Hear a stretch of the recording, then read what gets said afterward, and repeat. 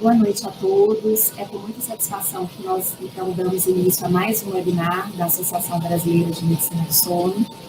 A ABMS tem conduzido uma série de webinars aí agora com o sentido de apoiar os médicos associados nesse cenário da pandemia, desse grande desafio aí que a pandemia está nos trazendo e buscando discutir os temas mais relevantes para este momento.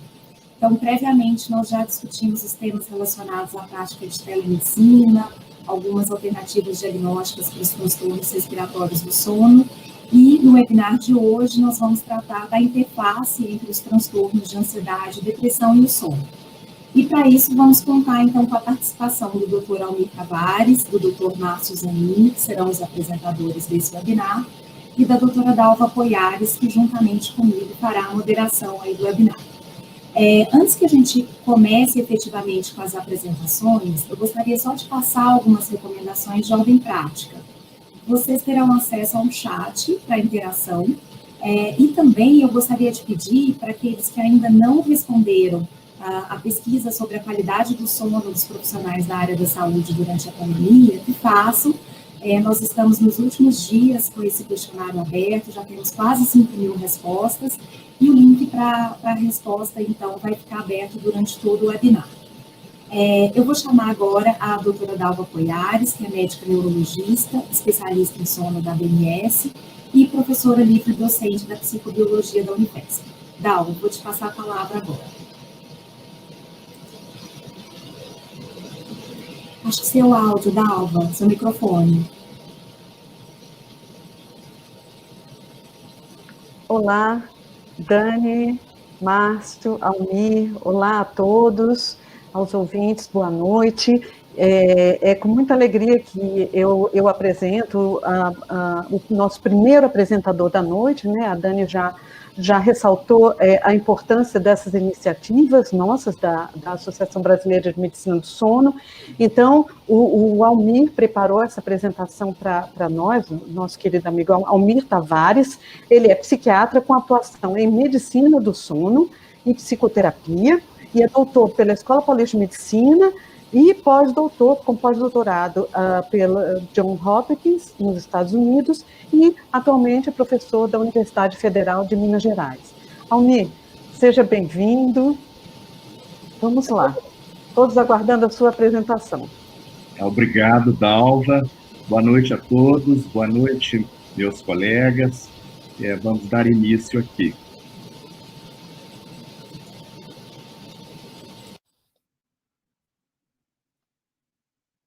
Nós vivemos tempos de grande incerteza, de falibilidade e de complexidade. Ninguém previa que essa pandemia pudesse vir agora dessa maneira, com esse vírus novo, desconhecido, embora os colegas da área de infectologia há muitos anos discutem a possibilidade de pandemias, né? Acho que desde lá do início do século XX isso vem sendo ventilado. O certo é que essa crise ela está nos confrontando assim com uma crise civilizatória também, né? Há críticas sobre os governantes, os presidentes, sobre os líderes, sobre o Lancet, sobre muitas das coisas nas quais nós acreditamos muito, sempre. E aí fica para as pessoas, e em particular para os nossos pacientes, esse peso assim, de como sair da futilidade, do consumismo, do egoísmo, né, do racismo, do eu se sobrepondo a nós, né? Como ser uma pessoa melhor, além de todos os problemas que a pandemia trouxe, né, surgiram todos esses questionamentos para as pessoas. E aqui na área do sono, nós somos, então, vamos ser muito demandados do ponto de vista de como adequar rotina e hábitos. O sono é bastante difícil de definir, E uma das características mais importantes do sono é que nós conseguimos sair dele facilmente, a despertabilidade, né? Em termos de evolução, o animal estava lá adormecido e um pequeno ruído de um predador era necessidade de sair rapidamente do sono para fugir daquele predador. Da mesma maneira, a ansiedade, ela tem razões, assim, tem características evolutivas para nos preparar para as coisas, nos colocar a postos. E aí temos essa via de mão dupla entre sono e ansiedade. Eu preparei uma aula psiquiátrica e acredito muito em trabalhar com diagnóstico psiquiátrico. Nós trabalharmos com ansiedade de maneira vaga, de maneira aberta. A minha experiência ao longo da vida clínica é que isso não funciona tão bem. É melhor mesmo tratarmos de transtornos de ansiedade. Bem, os transtornos de ansiedade são o maior grupo de transtornos mentais.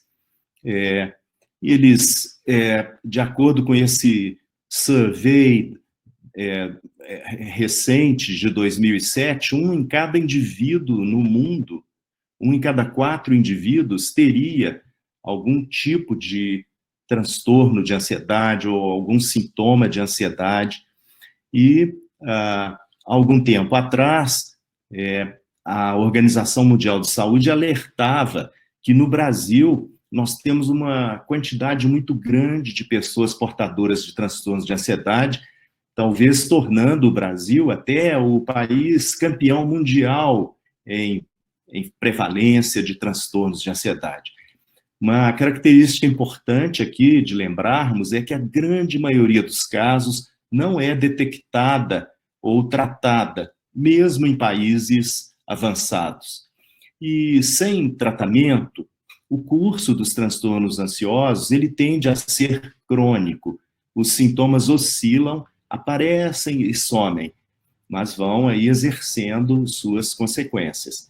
A vulnerabilidade é para as pessoas do sexo feminino e aqueles com história familiar de transtornos de ansiedade e transtornos depressivos. Então, a característica primordial dos transtornos de ansiedade é um medo excessivo e persistente. Aquela característica de ansiedade e de esquiva face a ameaças percebidas ou no ambiente interno, como sensações corporais, por exemplo, ou no ambiente externo, como situações sociais, por exemplo, e ataques de pânico. A ansiedade pode ser leve, moderada, grave, e os transtornos de ansiedade são poderosos fatores de risco para o desenvolvimento de transtornos depressivos, de uso de substâncias e de incapacidades. E o sono, ele tem um grande potencial para nos proteger dos transtornos de ansiedade e de suas consequências.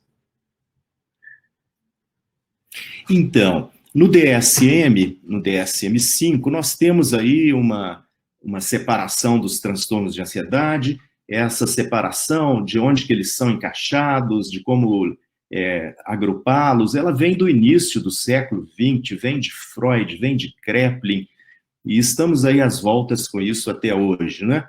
O certo é que no DSM-5 nós temos um núcleo central de transtornos de ansiedade composto por fobia específica, né? Medos de animais, de altura, de situações, o transtorno de ansiedade social ou fobia social, o transtorno do pânico, a agorafobia, o transtorno de ansiedade generalizada. Esse é o núcleo.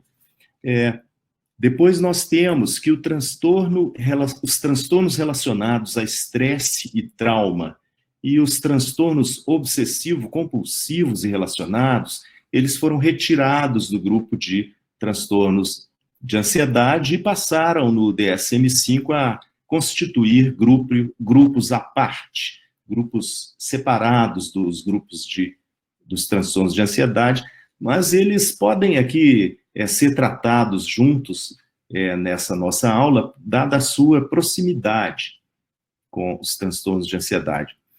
Bem, o transtorno de ansiedade generalizada tem uma prevalência de vida de 6%, tem uma elevada comorbidade com transtornos depressivos, tem um curso crônico com exacerbações, e ele é caracterizado por essa expectativa com apreensão, né? O paciente tem preocupações excessivas e de difícil controle, preocupações com a carreira, com as finanças, com relacionamentos, com a saúde, não é? Muito importantes nesse momento da pandemia, com a própria segurança, com o bem-estar, com o futuro. Nós temos sintomas do tipo cefaleia, lombalgia, tremor muscular, tensão muscular crônica, tremores, sensação de percepção de batimentos cardíacos, sintomas gastrointestinais, né? Enquanto no transtorno de insônia, o foco da preocupação é o próprio sono, no transtorno de ansiedade generalizada, nós temos vários focos, né? Essas várias preocupações que eu mencionava há pouco. E a paralisia do sono é um aspecto presente em vários dos transtornos de ansiedade, e está aqui no transtorno de ansiedade generalizada, e o tratamento é longo, e ele é contínuo, ele é permanente, né? Nós temos que enfatizar as psicoterapias, a terapia cognitivo-comportamental, mas existe também, né, é necessário, é muito utilizado o uso crônico de benzodiazepínicos. Lembrando aqui que o Zolpidem trata só o sono e não trata os sintomas e o problema, de modo geral, do transtorno de ansiedade generalizada. E as medicações antidepressivas inibidoras seletivas de recaptação de serotonina e de serotonina e noradrenalina. Bem, o transtorno de pânico, ele se caracteriza por esses ataques de pânico recorrentes, né? Os ataques de pânico, eles se caracterizam por uma série de sintomas em várias áreas, né? Sintomas emocionais, como medo intenso de morrer, né? Ou medo de enlouquecer, ou que a mente apague, desapareça, né? Nós temos sintomas somáticos, sintomas, por exemplo, como zumbido, dor de garganta, falta de ar, sensação de sufocação, de sufocamento, sintomas que podem, nesse momento, ser confundidos com sintomas respiratórios da COVID. E outros, né? Náusea, fraqueza, sudorese, etc. A privação de sono, ela é muito importante no transtorno de pânico, porque ela pode piorar bastante a frequência com que as crises de pânico podem surgir, né?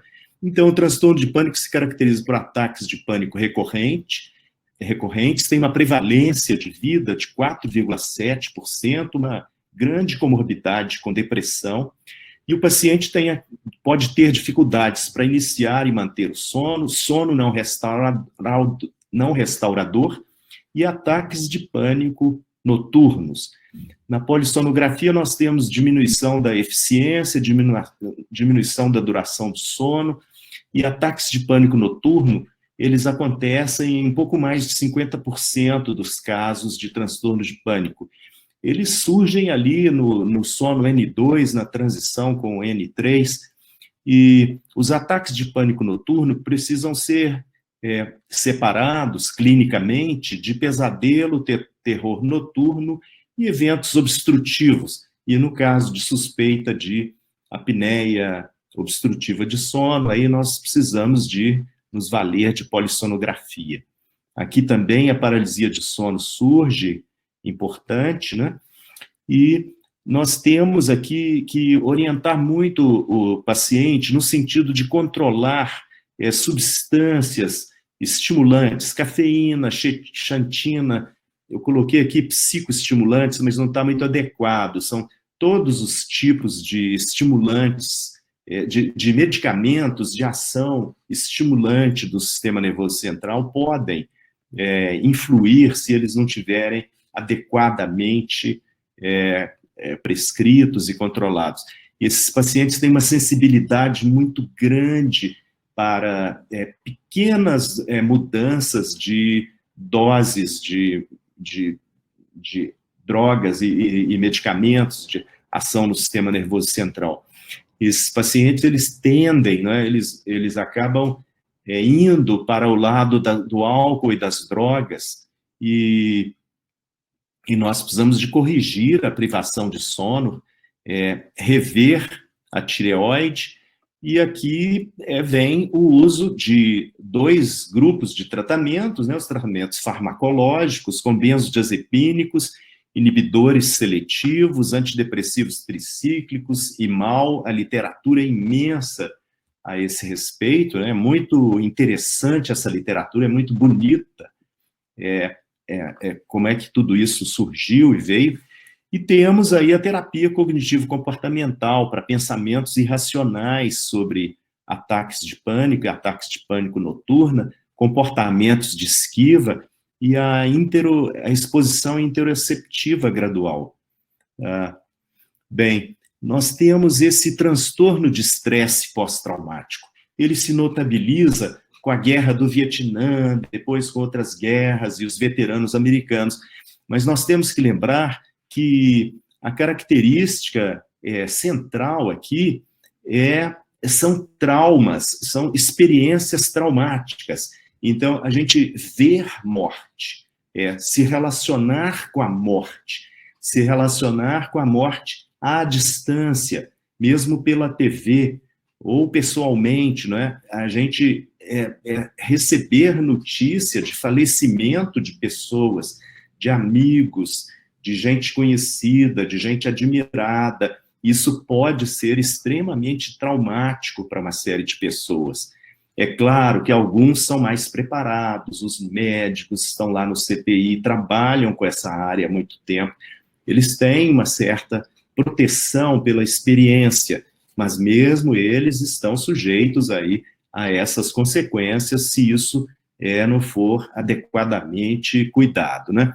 Então, nós temos que o transtorno de estresse pós-traumático se caracteriza por essa reexperiência intrapsíquica repetida de eventos traumáticos. Essas memórias, essas experiências, elas voltam de maneira intrusiva e indesejada. E aí vão surgindo comportamentos de esquiva. Nós temos sintomas de insônia importantes e pesadelos proeminentes, percebidos pelo paciente como reexperiência traumática, que surgem aqui agora do sono REM, né? Temos uma série de modificações do sono REM, como aumento da densidade, fragmentação, aumento das transições de sono R para desperto e de sono R para N1, um aumento da atividade noradrenérgica no sono R, e aqui existe também uma associação com álcool e substâncias e com a apneia obstrutiva do sono. O tratamento precisa de ser combinado, e eu chamo a atenção para a importância aqui de se evitar benzodiazepínicos, porque eles parecem marcar as memórias traumáticas. Nós temos o uso da prazosina e da doxazosina. A prazosina agora não temos mais no Brasil, né? Então a gente adapta utilizando essa doxazosina, né? São drogas antagonistas do receptor alfa-1, clonidina, dose alta de inibidor seletivo, né? Dose alta de inibidor seletivo nem sempre é fácil de pilotar, de manobrar, né? E aí você acaba podendo necessitar de pequenas doses de neurolépticos atípicos, né? Risperidona, olanzapina, quetiapina. Vamos agora comentar rapidamente sobre o transtorno obsessivo compulsivo para encerrar, né? Então, as obsessões, elas são ideias, impulsos ou imagens. E as compulsões são comportamentos ou atos mentais, repetitivos, né? Repetitivos e persistentes. E os mais comuns dizem respeito à limpeza e contaminações, né? Que é o que está aí em questão com toda essa ideia afeita a vírus, a pandemia, usar máscara, álcool gel, né? E, embora o transtorno obsessivo-compulsivo seja pouco estudado quanto ao sono, no National Comorbidity Survey Replication, em 2016, observou-se que indivíduos com distúrbios de sono têm mais sintomas obsessivo-compulsivos, né?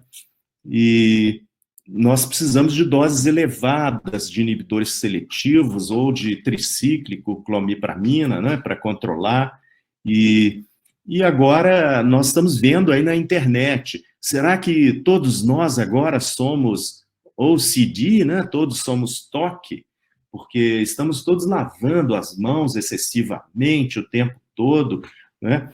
E o corona, os medos de corona, eles acabaram apagando a linha que delimita o normal do patológico aqui, né?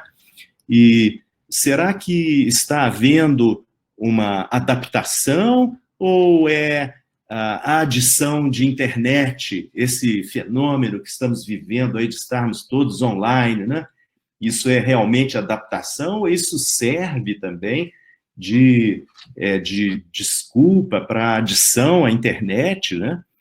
E será que o toque isso tudo está sendo toque ou está sendo protetor, né? E então, no momento, os gatilhos para o transtorno obsessivo-compulsivo, eles estão mais difíceis de serem controlados, de serem evitados, né? Bem, então eu vou trazer algumas ideias assim de saúde pública para controle de ansiedade, né? Então, são ideias que os médicos podem recomendar para todo mundo. É claro que dentro do âmbito de um tratamento psicoterápico mais profundo, muitas coisas mais individuais de cada pessoa vão ser consideradas e a gente não vai ficar estritamente nessas recomendações aqui. Mas a primeira é a atividade física regular, alimentação adequada em horários regulares, horários adequados, isso inclusive vai ser gatilho para os horários de sono, né? Práticas respiratórias, muito importantes nesse momento. Valorizar a reflexão, a meditação e o descanso. Eu acho que a gente deve recomendar para os pacientes evitar discussões em casa, evitar desentendimentos, né? Recomendar manter os horários de sono. Não é só dormir a quantidade certa, mas também evitar o vai e vem de horários para iniciar e terminar o sono, né? Álcool, tabaco e drogas, nós temos que explicar os malefícios. É difícil proibir, né? Proibir pode trazer o desejo ou avivar a vontade de ver como é, né? Então é melhor explicar os malefícios. E precisamos combater os preconceitos sobre transtornos mentais, né? Muitas pessoas não procuram psiquiatras. Então, para terminar, eu traria aqui algumas palavras de esperança, né?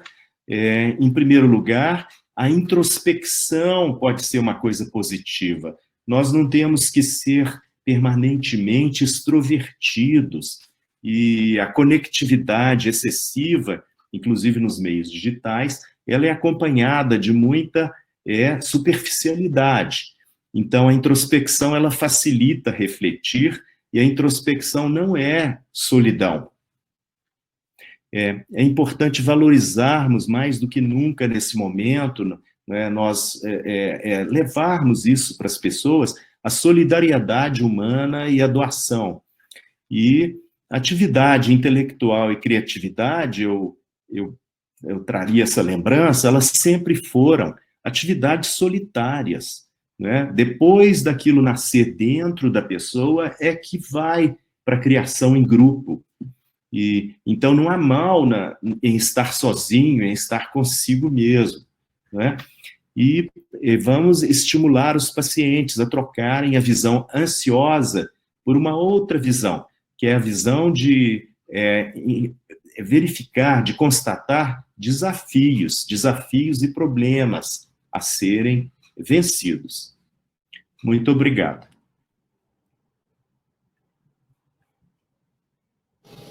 Almir, muito obrigada pela excelente palestra, né? Com certeza nos deu aí vários insights a respeito do que os nossos pacientes estão vivenciando nesse momento, principalmente para nós que não somos psiquiatras, não temos toda a vivência que você tem. Então, muito obrigada. Sem mais demora, eu já vou apresentar o nosso próximo palestrante. Nós vamos deixar os comentários, as eventuais perguntas que possam aparecer para o final, depois das duas apresentações.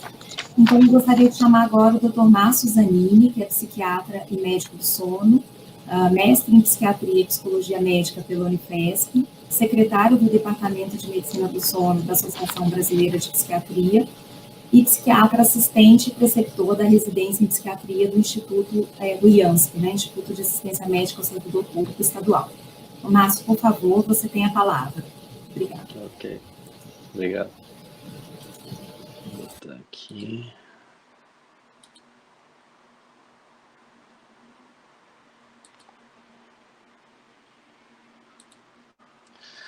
Boa noite a todos. É um prazer estar aqui nesse evento falando sobre depressão e sono, principalmente considerando que a depressão, assim como todos os outros transtornos mentais, são condições bastante estigmatizadas ainda.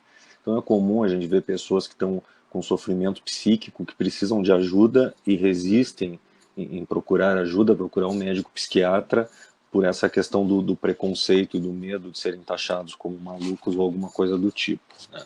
Então, muitos pacientes com transtornos psiquiátricos e com depressão acabam buscando várias outras especialidades médicas, né, numa tentativa de encontrar alterações físicas, biológicas que justifiquem o sofrimento psíquico, e a depressão ela vai ficando sem tratamento e acaba se cronificando, né? E as alterações de sono, muitas vezes, são as manifestações iniciais ou mais incômodas, no primeiro momento, dos quadros depressivos, né? A proporção da população mundial sofrendo de depressão, conforme dados de 2015 da Organização Mundial de Saúde, era estimada em 4,4%, né? O que significava uma quantidade de 322 milhões de pessoas sofrendo de depressão ao longo do mundo, né? Em todas as regiões do mundo, a prevalência é maior entre as mulheres, que fica em torno de 5,1%, enquanto que nos homens a prevalência aparece um pouco menor, em torno de 3,6%, né? E uma das causas que se acredita que levem a essa diferença de prevalência é que as mulheres procuram mais ajuda médica, né? Ainda mais ajuda para questões emocionais ou psíquicas. Como eu falei no início, ainda se tem um preconceito muito grande nessa área, então muitos homens, mesmo estando deprimidos e tendo sofrimento, não se sentem à vontade para procurar ajuda, né? Ficam constrangidos quando se veem diante da necessidade de uma ajuda psiquiátrica. As variações na prevalência, elas não são observadas apenas em relação ao gênero, né, mas também em relação à faixa etária, sendo que adolescentes e adultos jovens são os menos acometidos, e a gente encontra um pico de prevalência ali nas pessoas com idade entre 55 e 74 anos, né? E se acredita que isso tem relação com as alterações hormonais decorrentes do envelhecimento, da menopausa, da andropausa, e as questões psicossociais que também envolvem o avançar da idade, né? No Brasil, a prevalência da depressão em 2015, também segundo dados da Organização Mundial da Saúde, era de 5,8%, né? E quando analisamos os anos perdidos por incapacidade causada pela depressão, chegamos a um número superior a 2 milhões de horas, né? Sendo que entre os países da Organização Mundial da Saúde, o Brasil é o que aparece com a maior perda de funcionalidade por causa da depressão. A depressão é a principal causa isolada não fatal de incapacidade no mundo. Nos Estados Unidos, o custo anual com a depressão é estimado em 210 bilhões de dólares. Isso levando em consideração os custos com tratamento e com a perda de produtividade. E a depressão é a principal causa de suicídio no mundo. 800 mil pessoas por ano tentam e conseguem se suicidar no mundo todo. É um número bastante impressionante.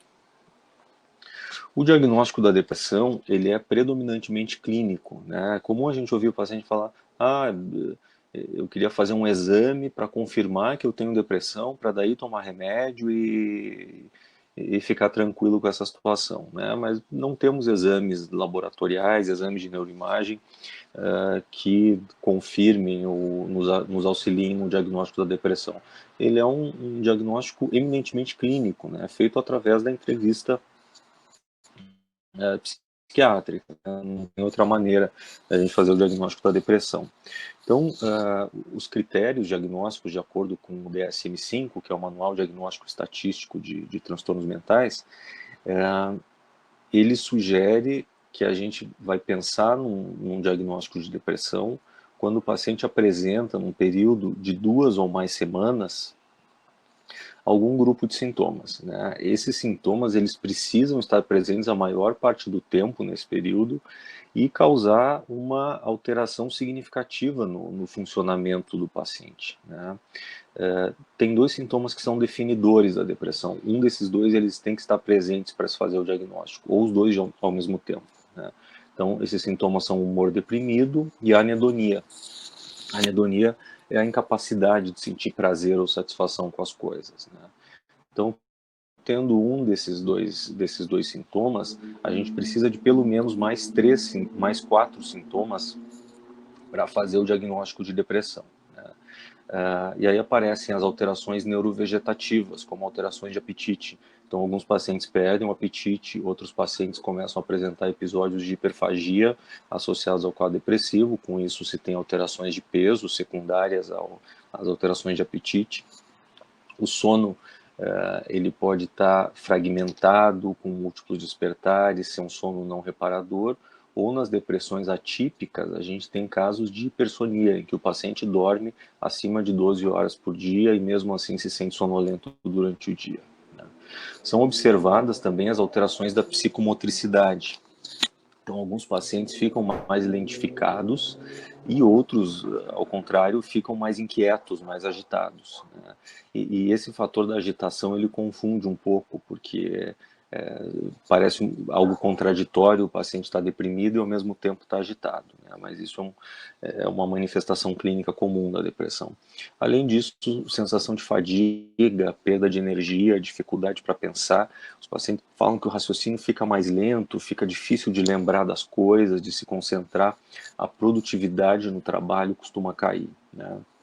E atividades que antes eram habituais e não causavam nenhum tipo de esforço, começam a ser extremamente cansativas para o paciente que está deprimido, né? A ansiedade é um sintoma muito comum associado à depressão, e também se observam pensamentos mais negativos, assim. Então, o paciente tem pensamentos de ruína, de culpa, de inutilidade, de incapacidade. A autoestima realmente ela é bastante afetada nos quadros depressivos.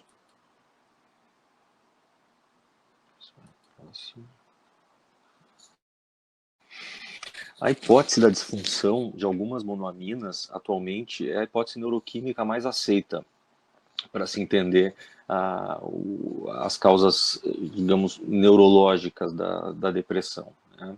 Então, essas monoaminas são a serotonina, noradrenalina e dopamina, né? A gente escuta, às vezes, no consultório, o paciente falando, eu quero dosar minha serotonina, porque eu acho que eu estou deprimido, e a serotonina pode estar baixa. Na verdade, a serotonina sérica, ela não é não tem correspondência com a serotonina neuronal, então ela não serve como um parâmetro para quadros depressivos, né? Mas, enfim, se acredita que ocorra nos pacientes depressivos uma disfunção desses sistemas neurotransmissores. Então, o sistema neurotransmissor serotoninérgico, o noradrenérgico e o dopaminérgico, eles estão disfuncionais no paciente deprimido. E aí, com isso, a gente tem os sintomas que são reflexo dessas alterações neuroquímicas, né?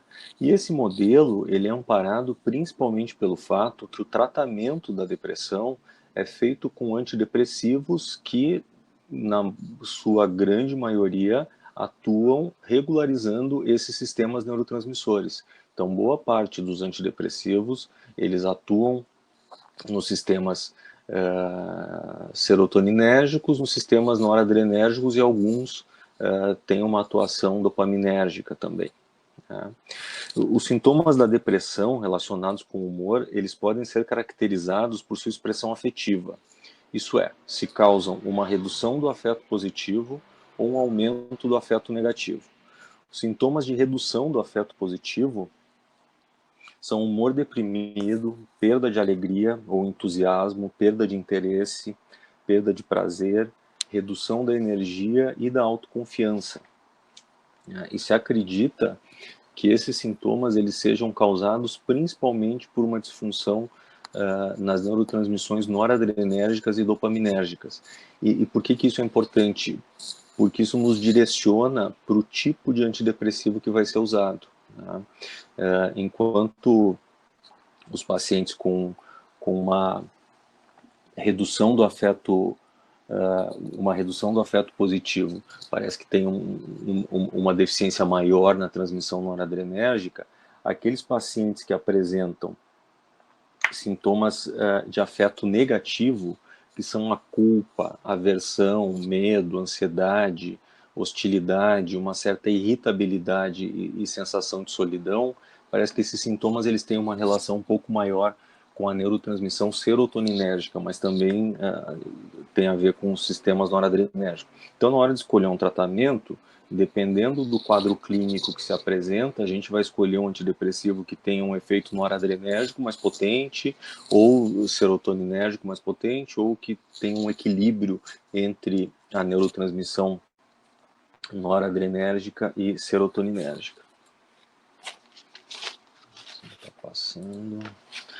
A depressão, além de ser uma condição caracterizada por um elevado estresse psicossocial, né, ela também acaba levando a estresse fisiológico. Tanto que estudos que avaliam os níveis de cortisol em pacientes deprimidos concluíram que existe uma hiperativação do eixo HPA. E se detecta aumento dos níveis de cortisol no plasma, na urina e no líquor de pacientes com depressão sem tratamento, né? Ou mesmo aqueles pacientes com tratamento, mas que mantêm sintomas, esse aumento de cortisol se mantém. Após o tratamento, seja com antidepressivo, com terapia cognitivo-comportamental, que é o tipo de psicoterapia com maior nível de evidência de eficácia no tratamento da depressão, e a eletroconvulsoterapia, se observa uma redução nesses níveis de cortisol e às vezes até mesmo uma normalização. As queixas relacionadas ao sono estão presentes em até 75% dos pacientes deprimidos, né? E aí eles trazem diversas queixas, mas as mais comuns são dificuldade para adormecer, né? E aí o paciente consegue pegar no sono com muita dificuldade e é muito comum despertar alguns minutos ou até poucas horas depois de ter adormecido. E mantém esse padrão durante a noite inteira, dorme, acorda, dorme, acorda, dorme, acorda. Esses múltiplos despertares, eles levam a uma redução da eficiência do sono e uma percepção muito clara de sono não reparador. E não é comum o paciente deprimido, não é raro o paciente deprimido despertar precocemente, né? Então acorda muito mais cedo do que estava acostumado. Então imagina como que essa pessoa vai ficar durante o dia. Demorou para dormir, teve despertares a noite toda, e acordou mais cedo do que o normal. A depressão já causa uma redução do nível de energia, da capacidade física e mental, e ainda o paciente não dorme direito, só vai ser um somatório de questões para atrapalhar a vida do paciente, né? E nós temos a descrição da depressão atípica, onde em vez de insônia, o paciente apresenta hipersônia. Então, ele dorme muitas horas e mesmo assim sente muito sono durante o dia, com uma dificuldade bem importante para se manter acordado. Esses dois hipnogramas, eles comparam os achados polissonográficos de controles saudáveis com pacientes deprimidos. Tá? Então, no primeiro, que representa o sono de pessoas saudáveis, que não sofram de nenhuma condição psiquiátrica, se observa uma distribuição adequada dos estágios do sono, né, ao longo da noite. Então, você vê aqui uma predominância do sono de ondas lentas na primeira metade da noite, do sono REM na segunda metade, a quantidade de despertares não é considerada anormal, e o tempo de sono também, em torno de 8 horas, né, que é a média considerada adequada, desconsiderando nisso as características individuais dos curto e longo dormidores. Né. Já o segundo hipnograma, que é um hipnograma de pacientes com depressão, já no início a gente percebe uma alteração que chama atenção.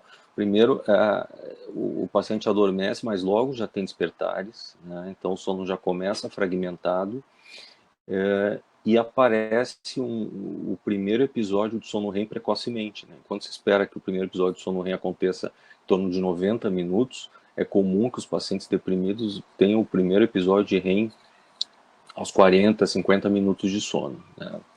Além disso, há uma redução no sono de ondas lentas, mais despertares ao longo da noite e uma redução também no tempo total de sono. Então, é uma situação que realmente atrapalha muito a vida dos pacientes. Essa meta-análise avaliou, uma meta-análise publicada no Journal of Affective Disorders, ela avaliou os dados de 24 estudos com achados polissonográficos de pacientes deprimidos.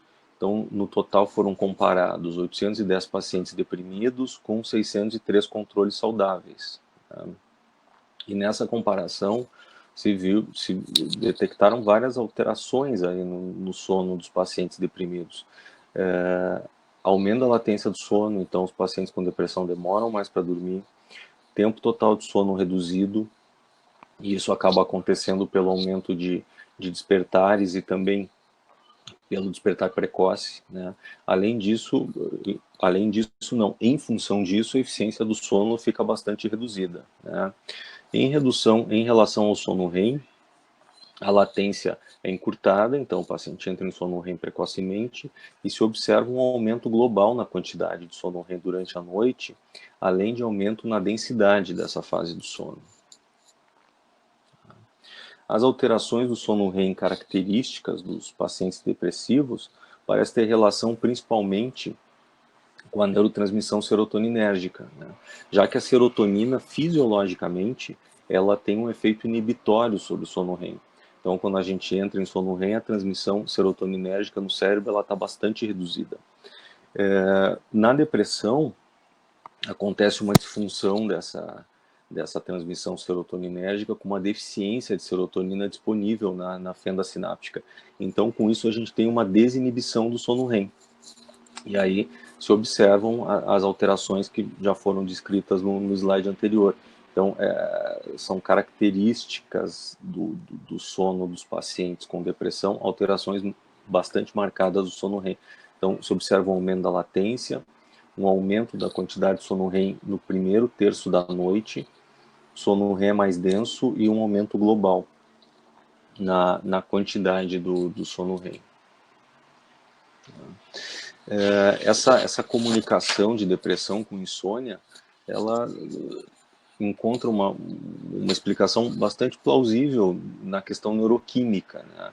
Se a gente for ver as alterações neuroquímicas presentes na depressão, alterações na transmissão serotoninérgica, noradrenérgica e dopaminérgica, né, elas vão mexer com neurotransmissores que fazem parte da vigília, da manutenção da vigília. Então, a gente precisa de serotonina, de noradrenalina e dopamina para o estado de vigília. E durante o sono se espera uma redução na atividade desses neurotransmissores. No paciente deprimido, isso está tudo bagunçado, né? Se perde essa ordem fisiológica. Então, isso justifica as alterações de sono que os nossos pacientes acabam apresentando. O sono, ele tem um papel fundamental no processamento emocional. Então, se acredita que o sono, e aí principalmente o sono de ondas lentas e o sono REM, ele tem um papel de intensificação de afetos positivos e redução de afetos negativos, né? Já na insônia, quando o paciente não dorme direito, esse processamento emocional fica deficitário. Então, se tem uma intensificação dos afetos negativos e uma redução dos afetos positivos. O Almir comentou sobre evitar o uso de benzodiazepínicos em transtorno de estresse pós-traumático, né? Na insônia, a gente tem essa percepção, e os exames de polissonografia mostram que pacientes usuários crônicos de benzodiazepínico têm uma redução do sono de ondas lentas e tem também um prejuízo do sono REM. Então, se acredita que talvez o processamento emocional de paciente usuário crônico de benzodiazepínico possa ser prejudicado por esse efeito deletério sobre o estágio N3 e o sono REM dos pacientes. Essa perpetuação do humor depressivo que a insônia causa, né, ela pode estar relacionada também com pensamentos suicidas. E aí eu trouxe esse estudo da Sleep Medicine que eu achei bem interessante. Esse estudo avaliou 60 pacientes deprimidos com idade de média de 41 anos, né? Todos os pacientes do grupo tinham depressão associada à insônia. Então, esses pacientes foram randomizados para isopiclone, metade recebeu isopiclone e metade recebeu placebo, né? E todos eles foram medicados com o mesmo antidepressivo, com fluoxetina em doses que variaram de 20 a 40 miligramas. Esses pacientes responderam 3 questionários, um questionário de depressão de Hamilton, a escala de ideação suicida de Beck e a escala de severidade da insônia. No dia anterior ao início do exopiclone, e depois diariamente até 7 dias de uso do exopiclone, né? E foi gritante a diferença que se observou nos pacientes que tomaram exopiclone e os que não tomaram. Não por um efeito direto do exopiclone nos pensamentos suicidas, mas porque o exopiclone fez os pacientes dormirem. E a melhora da insônia foi relacionada à redução dos pensamentos suicidas. E essa redução é progressiva. Então, vocês vejam que no segundo dia e no terceiro dia já se observou uma redução dos pensamentos suicidas em relação à abordagem basal, mas nos dias seguintes, completando 7 dias de estudo, esses pensamentos suicidas reduziram significativamente.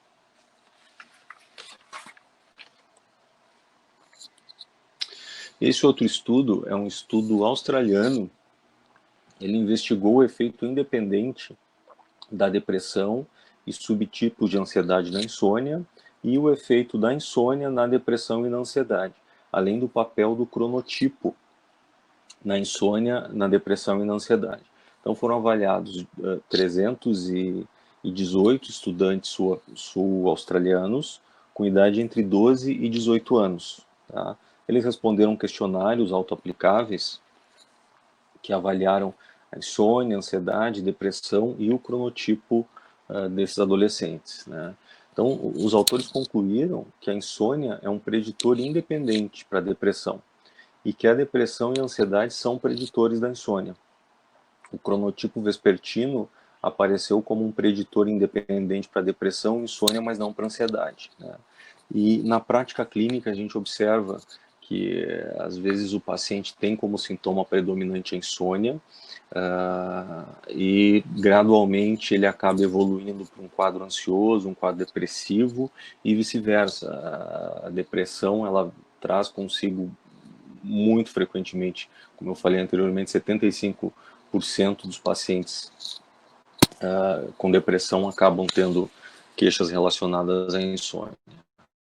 Então, o sono ele pode servir como um indicador de um acompanhamento do tratamento. Se o tratamento está bem sucedido, provavelmente o paciente vai estar dormindo um pouco melhor. Se o paciente está melhor da depressão, mas ele mantém queixas relacionadas ao sono, isso é um achado que indica uma remissão parcial do quadro. Né? Então, para concluir, né, em relação à depressão e sono, as alterações no padrão de sono fazem parte dos critérios diagnósticos da depressão. A persistência da insônia após remissão da depressão está associada à recidiva do quadro depressivo. Insones em indivíduos com cronotipo vespertino têm maior risco de sofrerem de depressão. E a gravidade da insônia está relacionada a pensamentos suicidas, e a insônia é considerada um fator perpetuador da depressão. Aí, deixa eu finalizar aqui.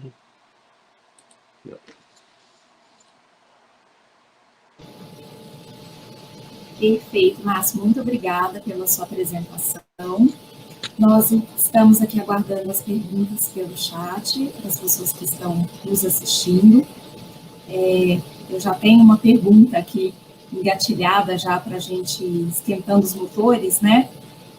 Vou fazer essa pergunta para você, Márcio, que abordou esse tema da depressão. Eu penso assim, entendendo que a depressão é um quadro assim, altamente prevalente, problema realmente de saúde pública, e com esse estressor que nós temos agora, a questão da pandemia, eu pergunto para você, você acha que o papel do médico do sono deveria ser um pouco mais ativo na busca de pacientes com sintomas depressivos?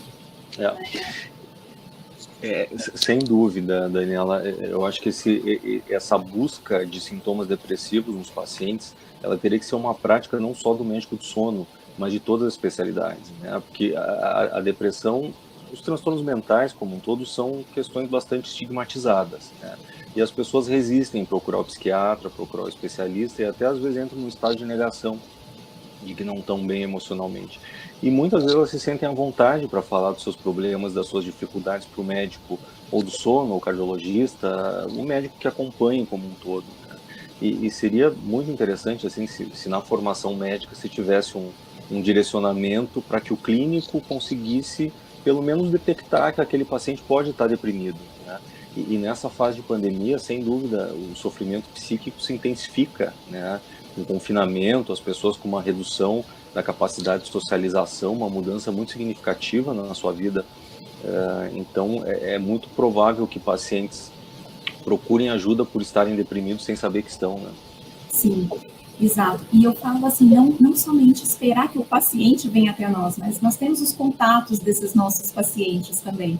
Então, se a gente fizer um paralelo com os pacientes com doença crônica, que hoje em dia estão sendo continuamente monitorados aí com a internet das coisas, esse tipo de iniciativa, eu acho que a gente ainda está engatinhando um pouco em buscar os pacientes que estão subdiagnosticados, né, nesse sentido. Então, eu vi algumas iniciativas muito interessantes, por exemplo, em relação à ideação suicida, de um monitoramento, claro que em um nível mais populacional, mas, por exemplo, de ver o conteúdo de tweets, de mídias sociais, como essa pessoa se expressa, né? Então, assim, é uma provocação mesmo para ver o que a gente pode fazer como profissional para aquele paciente que não está nos procurando, mas muitas vezes já é nosso cliente, né?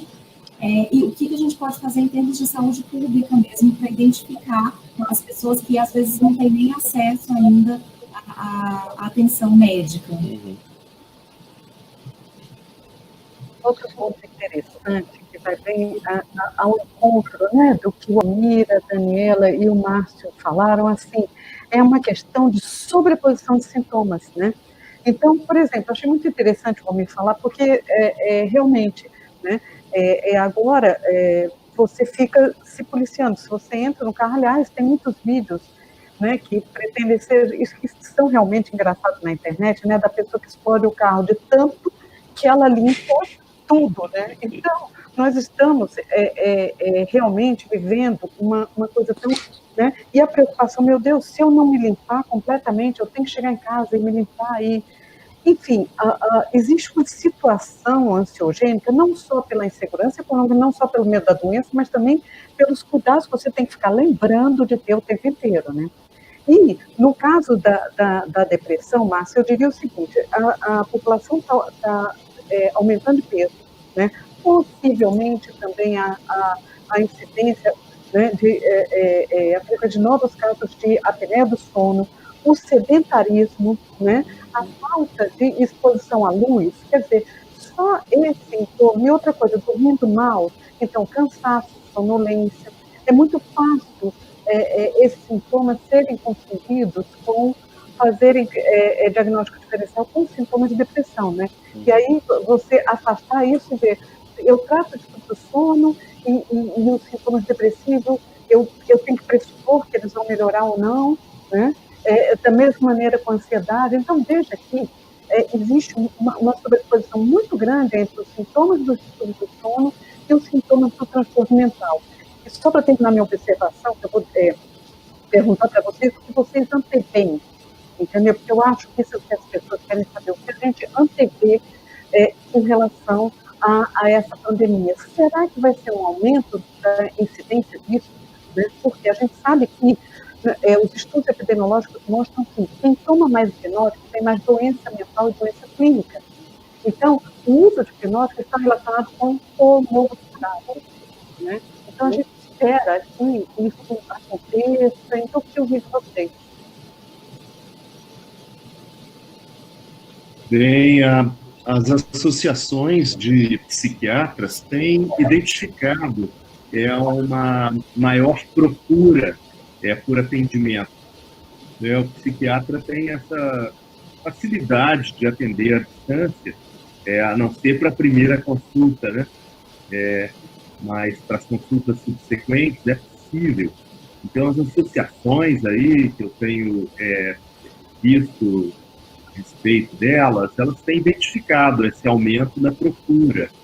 E nós temos que ver se isso realmente vai se revelar a longo prazo como um aumento de doenças mentais mesmo, ou se isso é momentâneo, se é passageiro. Eu imagino que sim. E a Associação Brasileira de Psiquiatria até propôs que haverá uma quarta onda, né? E que essa quarta onda seria dessas consequências emocionais, todos esses traumas que vão se acumular. Nós temos que lembrar que, além desses transtornos assim, ansiosos e depressivos, nós temos o problema do luto, né? Do luto, simplesmente, da perda. Nós estamos perdendo um monte de coisas, perdendo vidas, amigos, mas também perdendo todas essas experiências, essas capacidades, né? Que estão todas aí acabando um pouco, né? E essa incerteza, será que vai haver uma vacina? Será que vai haver um medicamento? Vai haver um corticoide, né? Surge nos jornais todo dia, assim, uma coisa muito estranha, assim, esse movimento de esperança, né? Eu só queria fazer um complemento no que o Romeu falou. A sociedade atual, ela é a sociedade do imediatismo, né? Todo mundo tem tudo muito fácil, muito rápido, a internet propicia tudo, as redes sociais dão satisfação imediata, e nesse momento a gente se encontra numa fase de espera, uma fase totalmente expectante, porque a gente não tem previsão do que vai acontecer e de como que essa situação vai evoluir, né? E isso colabora muito para aumentar o estado de ansiedade, para deixar as pessoas que sofrem de depressão mais deprimidas, alterações de sono que a preocupação acaba causando. Então, é um momento realmente bastante crítico do ponto de vista de saúde mental. Fora a questão da sensação de impotência, né, a sensação também de vulnerabilidade, que normalmente são situações que a gente não estava vivendo tão à pele até a emergência dessa pandemia. A gente tem uma pergunta aqui no chat da Simone Pressotti, eu vou fazer para você, Márcio, porque se refere a paciente com depressão. Como você faria o desmame de benzodiazepínico em um paciente deprimido com insônia severa, mas que já apresenta tolerância ao uso de zolpidem, por exemplo? Essa é a grande encrenca que a gente tem com o paciente insônia crônico, né? Porque é muito comum o paciente fazer o uso do benzodiazepínico sem tratar a questão de base, no caso a depressão, sem fazer o uso de um antidepressivo, fazer um acompanhamento, psicoterapia. E o benzodiazepínico deu 6 meses de uso, ele já gera dependência. Tá? Aí veio a opção do zolpidem, que seria um hipnótico sem o risco de dependência ao benzodiazepínico. Mas hoje a gente já está vendo pacientes que estão desenvolvendo quadro de dependência e uso abusivo bastante sério, pacientes usando 10, 20 comprimidos de zolpidem por noite, né? Então, a forma de conseguir esse desmame é fazer um diagnóstico adequado da condição psiquiátrica de base e usar uma medicação para tratar a doença em si e não somente o sintoma insônia, porque às vezes a insônia é um sintoma do quadro depressivo. E aí a gente tem alguns antidepressivos que têm um efeito sedativo bastante interessante, que ajudam a melhorar o sono, sem causar os problemas que os benzodiazepínicos e as drogas acabam causando. Então, não é um trabalho simples, mas também não é algo impossível. Assim, se precisa de diagnóstico adequado. E não tem uma receita única, né? Não. Possível para todos. Infelizmente não tem. Sem dúvida. Isso remonta a uma frase que o Márcio falou, o imediatismo. Né? Então, a gente tem que lembrar que tudo que se torna um alívio muito rápido, ele tende a abuso. Então, quanto mais rápido, mais potente o hipnótico, né? Como os opioides também, que antes da pandemia, a gente não sabe agora, os Estados Unidos estava vivendo uma onda muito séria de dependência a opioides, né? Então, a gente tem que tomar cuidado, e eu acho, Simone, muito bacana você, a sua pergunta. Então, nesse sentido, a gente poderia falar quais são os sinais de que, quais são os alertas vermelhos de que aquele indivíduo ele tem uma tendência para abuso e está desenvolvendo uma dependência, né? No nosso caso, por exemplo, em pacientes com insônia, eu atendi um que tomava 60 comprimidos de zolpidem por noite. Né? Tá bom agora. Eu tenho vários pacientes com esse uso abusivo de 10, 20, metade são médicos, porque começaram a usar por conta própria, sem acompanhamento. É fácil, né? E o desmame, a retirada, realmente é muito difícil, né? É muito complicado. Tem uma outra pergunta: qual o critério que usam para tratar a ansiedade ou considerar apenas um traço de personalidade? Do Dr. Pedro.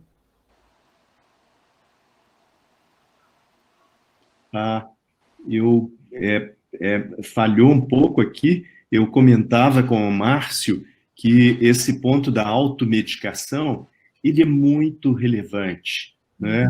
Na área psi, é muito difícil você próprio se perceber e se medicar. É quase que impossível. Isso não dá boa coisa. E eu vejo muitos médicos vítimas disso, né? Porque eles podem prescrever. E mais recentemente eu tenho observado também dentistas que começaram a se aproximar mais dos psicofármacos, né? E aí acabam caindo nesse engano. Geralmente os psicofármacos, inclusive esses que são drogas passíveis de abuso, quando eles são prescritos, eles são muito menos arriscados, né? Muito menos arriscados. Mas nesse caso do próprio indivíduo prescrever para si próprio, isso é importante a gente alertar os colegas médicos para esse risco, né? Eu vou dar uma resposta breve, Dalva, para a sua pergunta. Talvez o Almir consiga aprofundar um pouco mais. Assim. Então, a pergunta do Pedro Gento é: qual o critério que usam para tratar a ansiedade ou considerar apenas um traço de personalidade? Né? A ansiedade, ela deixa de ser um traço de personalidade e vira um transtorno quando ela começa a ser disfuncional, né? Quando começa a atrapalhar a vida do indivíduo. Então, a pessoa começa a ter prejuízos no dia a dia, no trabalho, prejuízos acadêmicos e até de relações pessoais em função da ansiedade. Então, quando a ansiedade se torna algo limitante, né, e não uma parte integrante da personalidade, mas sem causar disfuncionalidade, ela começa a ser um transtorno. E aí a gente precisa de um tratamento para devolver para o paciente essa funcionalidade, né?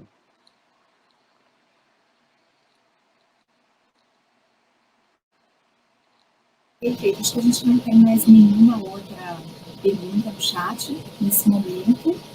Não sei se vocês querem fazer algumas considerações finais para a gente poder encerrar a nossa sessão. Vamos deixar o Almir primeiro. Almir, Tá sem som. Obrigado. Eu queria agradecer a todos, agradecer a Dalva, a Dani, o Márcio e aos colegas que estão aqui conosco. Muito obrigado, é um prazer. Na verdade, nós que agradecemos, né, que vocês, né, tornaram a nossa noite mais produtiva, né? Obrigada por esse webinar, obrigada à Associação Brasileira de Medicina do Sono pelas iniciativas, né? Enfim, estamos à disposição. Né? Obrigada, Márcio, obrigada, Almir, Dani. Márcio? Eu quero agradecer também, foi muito bom participar desse